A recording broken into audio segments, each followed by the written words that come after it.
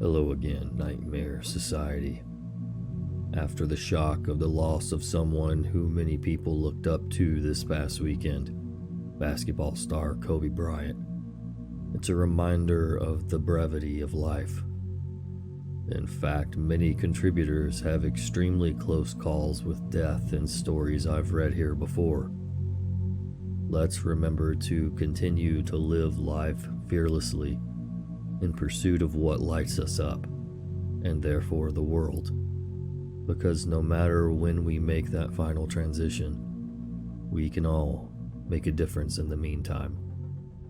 So tonight we have a rather terrifying close call from user DiscoWitch2828, as well as user scroobz.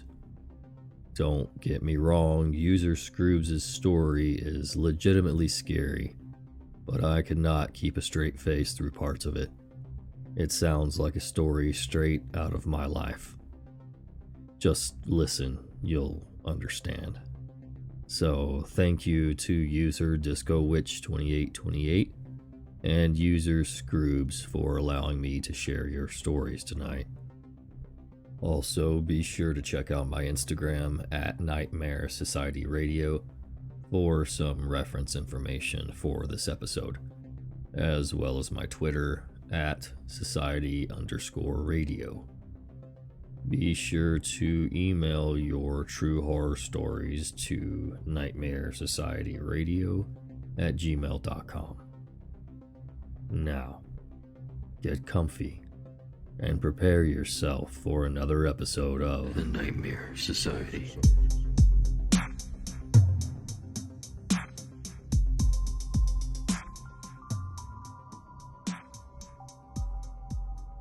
So about 3 years ago, I was going to school in a US city, and I was living with 2 other roommates.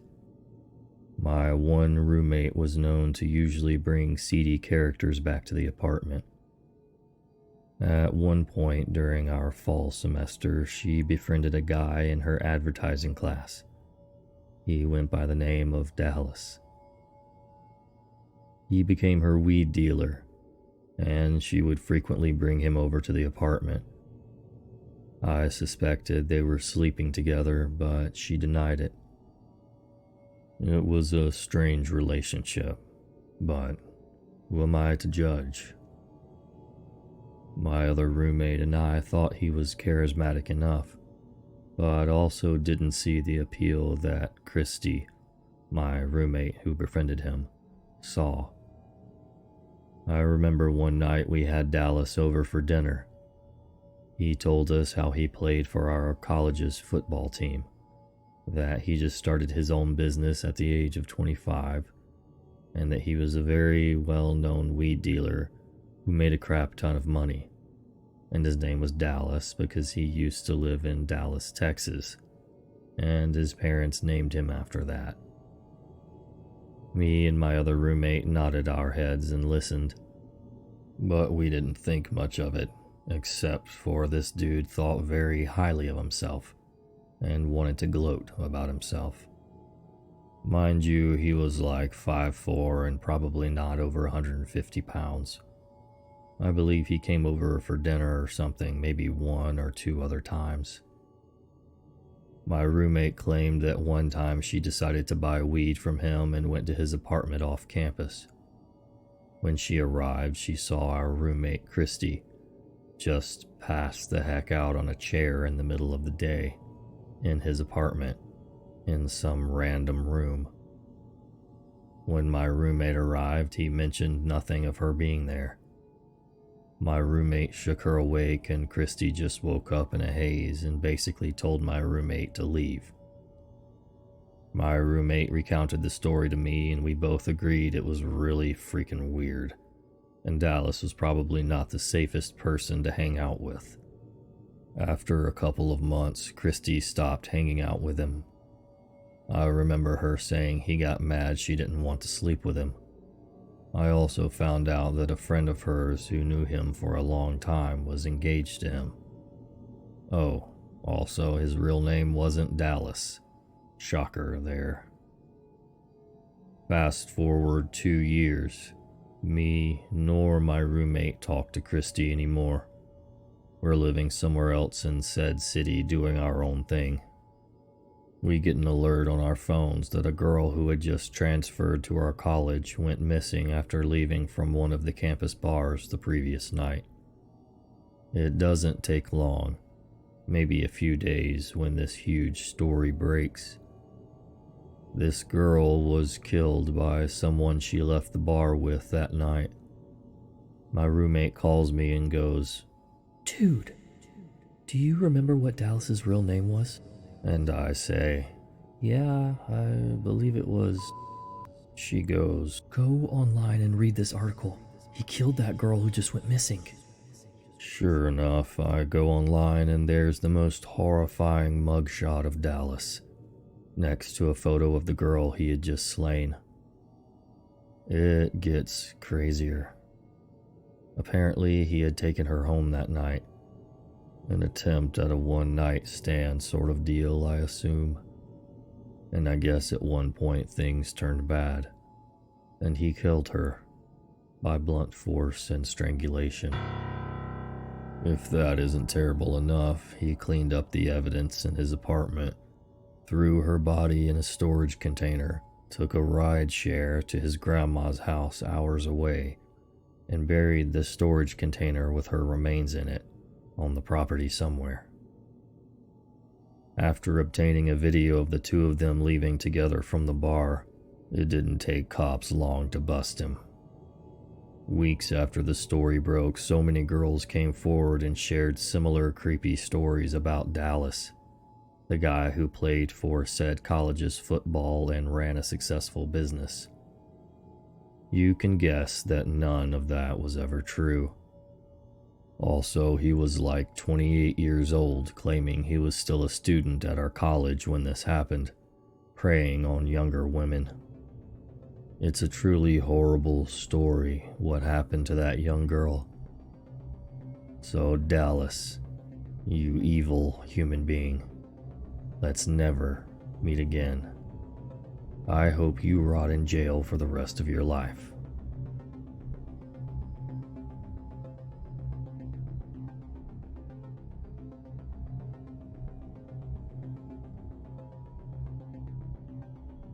As a humanist, I try to look for opportunities to help my fellow humans, to be a living fountain of kindness and compassion, hopefully leaving the world nicer than when I found it. But there's a thin line between being kind and being naive. I also learned this the hard way. 3 to 4 years ago, I was 24. I'm female, recently single, and living happily alone. I left work around 3 a.m., the joys of the service industry, and I had just given a ride home to a coworker who closed with me. It wasn't a bad part of town per se, but also not the greatest. Whatever. Time to head home and get some sleep myself. Patiently waiting at a red light, streets are void of cars and people. Again, it's 3 a.m. when I notice a man and a woman stumbling down the sidewalk to my right. The man knocks on my car window and I flinch. My car doesn't have electronic anything, and my window was already down an inch. But maybe they need help or something. Why else would they be staggering around at 3 a.m.? Her ankle is broken. She can't walk. The lady is kind of swaying just out of my view, moaning either in pain or inebriation. I frown. "I can call someone if you like. Or there's a gas station over there, maybe you could..." The guy opens my front passenger door. My coworker had not locked it, and the woman staggers into my car. It happened so fast. I was stunned. Even more so when the guy squeezed in beside her. 2 people somehow fitting into the front seat of my Toyota Corolla. I was supremely conscious of the woman's leg pressing against my purse at her feet. Inside was my phone, Kindle, and wallet with all the hard-earned money I'd made the past 2 weeks of waiting tables, my rent, and more. They reek of alcohol, and their eyes have this glaze to them. They are high as hell. The guy tells me, "You're gonna drive us to the Kroger." You mean the Walmart just up the street? Drive. Go! Drive! Oh, okay. I stammered and complied. Were they armed? I did not want to find out. The guy was drinking something out of a bottle in a brown paper bag, like a class act. What would they do if I refused? They were clearly in an altered state. Unpredictable, dangerous, don't escalate, don't provoke. I pressed my lips into a forced smile. I decided I would be as calm and polite as I could manage, and maybe they'd have second thoughts about murdering someone so nice, or at least feel a little bad about it. Crap. They tried to engage me in conversation as we drove. The woman seemed about 40, leathery skin, and quite manic. She would rattle off schizophrenic nonsense one minute, and then become incredibly lucid and well-spoken on a complex topic, like computer science, for the next. Watching her go back and forth between the two states was truly surreal. She told me I didn't need to be scared. They weren't going to hurt me. Just needed a ride. I nodded and smiled and continued to scream internally. The man seemed much older than she was, probably in his 60s, bald with wisps of white hair. Maybe her uncle or father? He would only speak up to give turn-by-turn directions, and would absolutely lose his mind at me if I so much as changed lanes unexpectedly. As the neighborhood deteriorated around us, I desperately scanned the roads for a police car on patrol. I would call attention to myself somehow, run a red light, honk, swerve at them, anything to draw attention, and I would be saved, and no such luck. My passengers were becoming increasingly agitated and paranoid as we neared our destination. They could sense my fear, because the woman began to play with my hair and stroke my cheek. Hey, don't be scared. I said we're not gonna hurt you. You're such a nice girl. She cooed in my ear. You so nice. Such a pretty white girl. Holy crap, holy crap. The man chuckled. I see the Kroger across the street, but... No! They screamed at me. They told me to turn left into the sketchiest apartment complex ever. My heart sank. This is how it ends, I thought. Raped or dead or both. They have me idle in the parking lot and the guy gets out. I'll be right back. Make sure she don't go nowhere. We got more stops after this. Oh no. The woman stays with me in the car and the guy disappears into one of the units. This is obviously a drug deal. I idly wonder if I'm guilty of a crime now, an accessory to something. I wonder if they try and get me to come to the party with them later, or some crap like that. Not going to happen. I knew that if they got me out of the car, it'd be the beginning of the end. Once the man leaves, the woman spreads out in the passenger seat.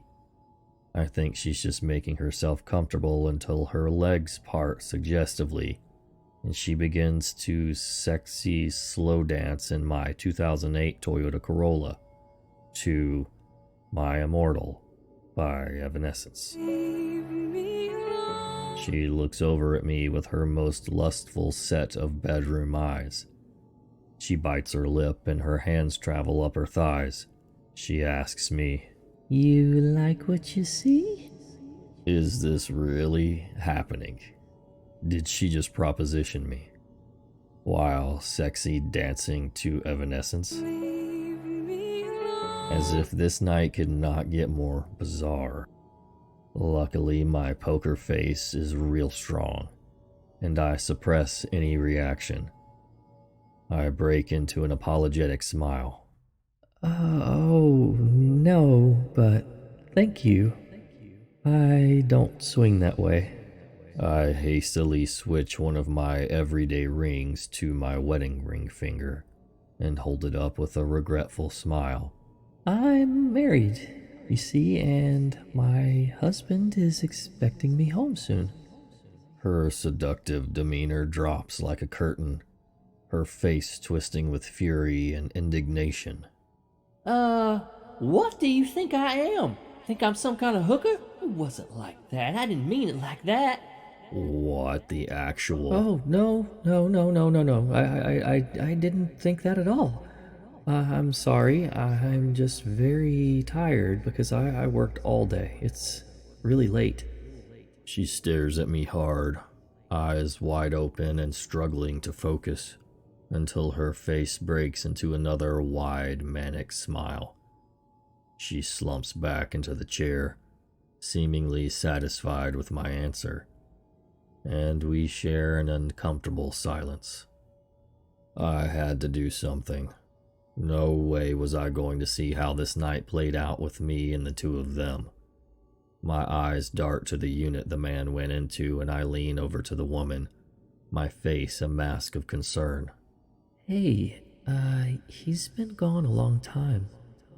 Do you think you should go check on him? Make sure he's okay? Her eyes narrow suspiciously, and she gives me a wry smile. You won't just drive away?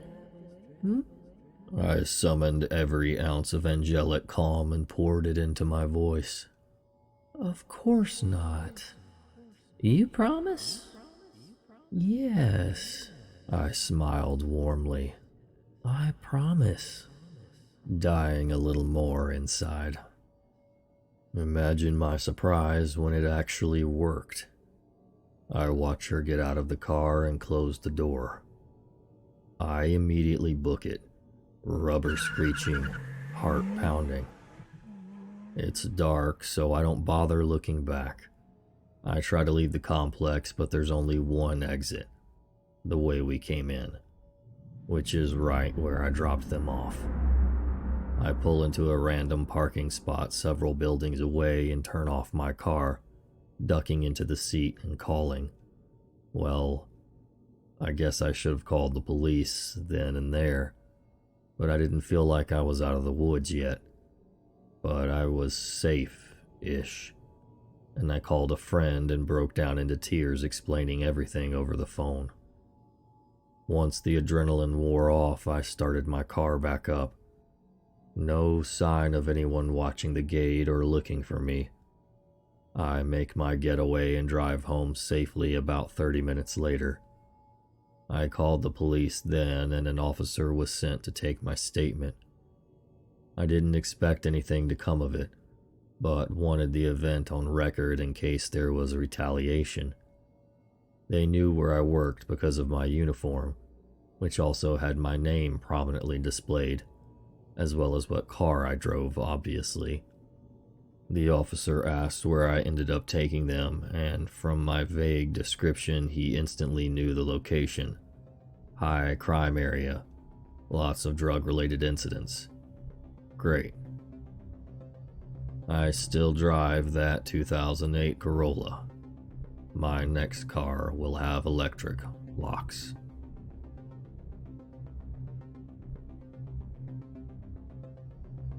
Again, a huge thanks to Disco Witch 2828 and scroobz for allowing me to share their stories. And thank you guys for listening.